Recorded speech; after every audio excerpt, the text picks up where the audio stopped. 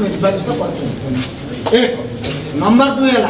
जेकोसी उन्नयन काम प्रत्येक पंचायत प्रत्येक अंचल जो गाँव हम सेठिकार पीआर मेंबर प्लस आप सरपंच एवं डेडिकेटेड आपणकर लीडर्स मान सहित मिनिमम आपणकर जीव जेई कथबार्ता करी से काम 1 प्रतिश्रुति आमको दरकार अधिका किसी ना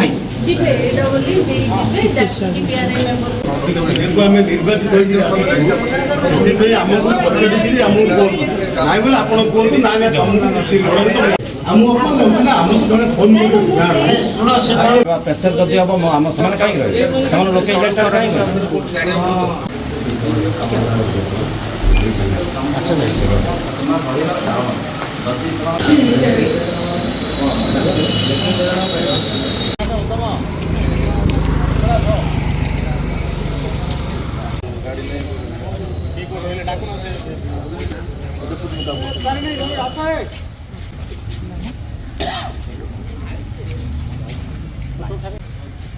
क्या हो पक्का हो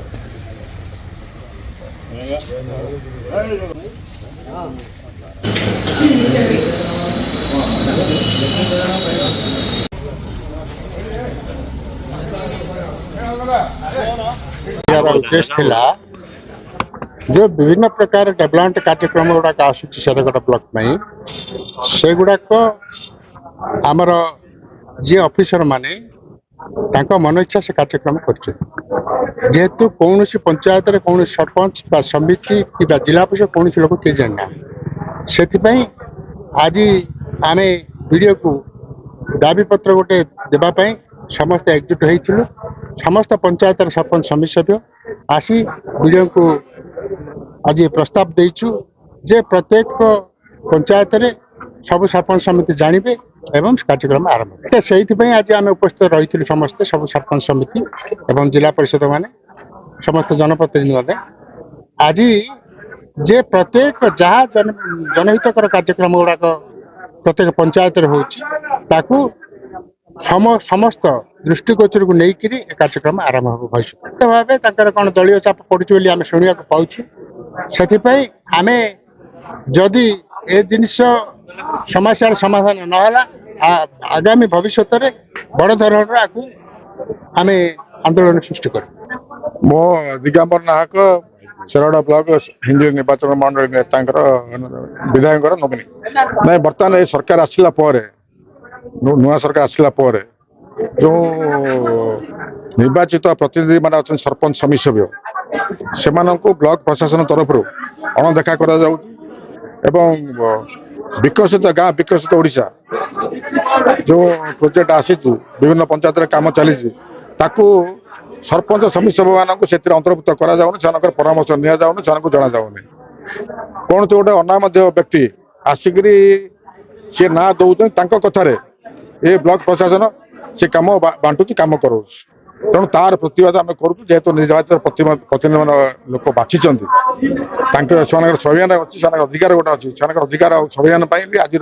प्रतिवाद सभा कराई पड़ू नुआ सरकार बीजेपी सरकार आसवा पर साधारण लोक कौन कम होना जहाँ दलीय कर्मकर्ता अच्छा जो किसी मुस्लिम कर्मकर्ता अच्छा काम ही वीडियो कि प्रशासन कम कर आगामी दिन कम न हुए निश्चित भाव आंदोलन किंतु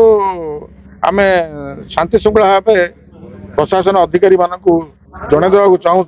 जे सम्मान दे जन देवा चाहूँ जो कार्यक्रम चल जो निर्वाचित प्रतिनिधि मानक स्वाभिमान